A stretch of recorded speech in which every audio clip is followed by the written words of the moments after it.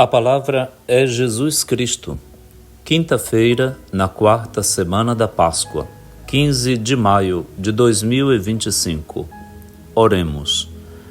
Ó Deus, que restaurais a natureza humana, elevando-a acima de sua dignidade original, considerai o inefável mistério da vossa bondade e conservai os dons e a bênção da vossa perene graça naqueles que vos dignastes regenerar no batismo para uma vida nova.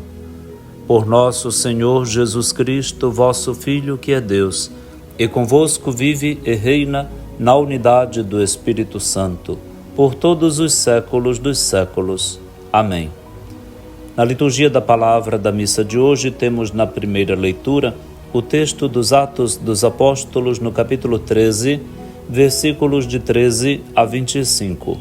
O salmo responsorial será o Salmo 88, com 4 estrofes, intercalado entre elas o refrão: Ó Senhor, eu cantarei eternamente o vosso amor.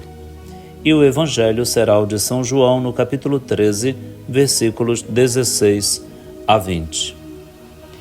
Temos na página dos Atos dos Apóstolos, no capítulo 13, já na parte final dele, uma exposição geográfica da expansão do Evangelho e o início da vida missionária de Paulo.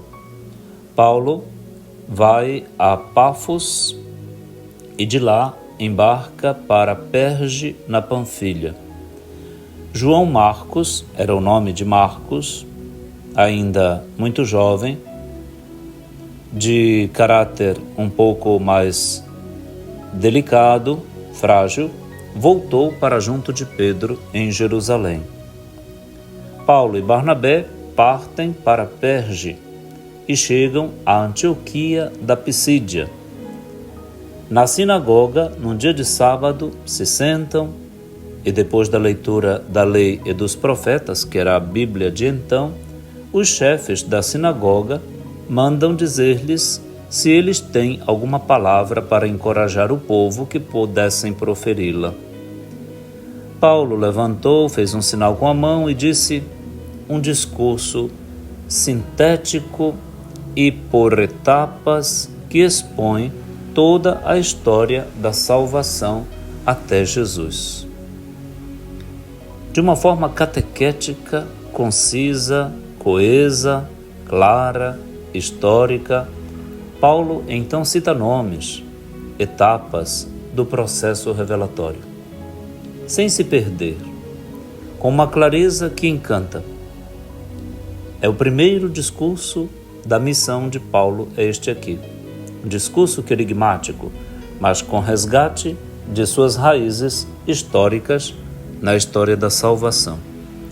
Um catequeta, um catequista lúcido e capaz de iluminar a fé dos que estavam como judeus na sinagoga de Antioquia da Pisídia. Muito interessante isso, porque hoje nós precisamos de concisão e clareza, de pontos de vista bastante objetivos, mais do que acho que, penso que, talvez. Precisamos um pouco mais de dados historiográficos, bíblicos. Precisamos de discursos coerentes e consistentes. Está fazendo falta isso em todo lugar. E, sobretudo, no meio de uma confusão e guerra midiática, spoilers e todos aqueles que aparentemente parece que com esta guerra midiática imporão pelo fake e pela imagem e discursos suspeitos a verdade e a última palavra. Na verdade, nós temos que voltar às nossas origens, aqui aos Atos dos Apóstolos, para que a gente aprenda deste grande mestre, professor, doutor em Palavra de Deus, Paulo de Tarso, a arquitetar bem a nossa profissão de fé e a nossa catequese. E São Paulo nos obtém esta graça a todos na Igreja atualmente, tão necessária em todas as nossas comunidades, para que conquistemos também pela coesão e beleza de nossas palavras. Ó Senhor, eu cantarei eternamente o vosso amor, coloca o salmista em nossa boca esta profissão terna de fé e de amor ao Senhor. Eu cantarei ao Senhor eternamente o vosso amor. No Evangelho de São João, Jesus é situado na última ceia, naquela noite da véspera de sua morte. É aí que Jesus fala do servo e do evangelizador. Diz Jesus, o servo não está acima do seu senhor e o mensageiro, entre parênteses, entenda-se evangelizador, não é maior do que aquele que o enviou a evangelizar.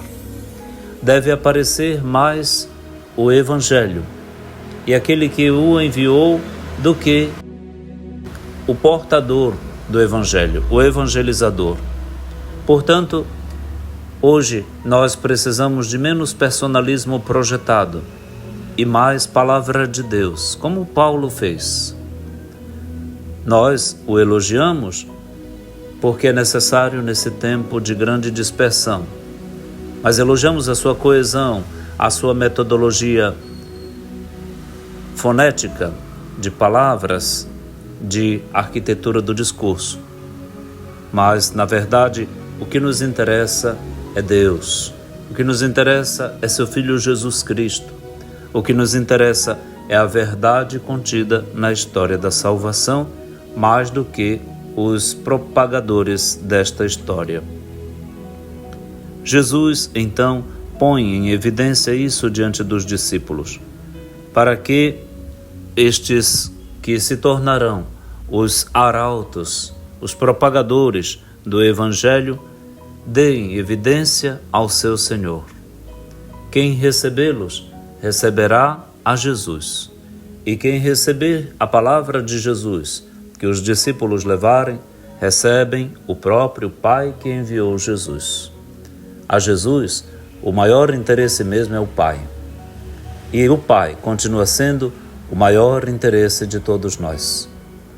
Que Deus seja louvado por esta clareza da palavra de Deus de hoje e nos ajude a nos manter nela, para que, nesse nosso tempo disperso e distraído e fixado nas pessoas mais do que no que verdadeiramente importa, nós tenhamos a salvação objetiva e nos arrisquemos em tudo por amor do Evangelho, do Reino de Deus mesmo.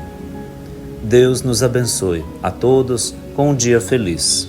Feliz quinta-feira. Pai nosso que estais nos céus, santificado seja o vosso nome. Venha a nós o vosso reino, seja feita a vossa vontade, assim na terra como no céu. O pão nosso de cada dia nos dai hoje. Perdoai-nos as nossas ofensas, assim como nós perdoamos a quem nos tem ofendido. E não nos deixeis cair em tentação, mas livrai-nos do mal. Amém. Abençoe-lhe o Deus Todo-Poderoso, que é Pai, e Filho, e Espírito Santo. Amém.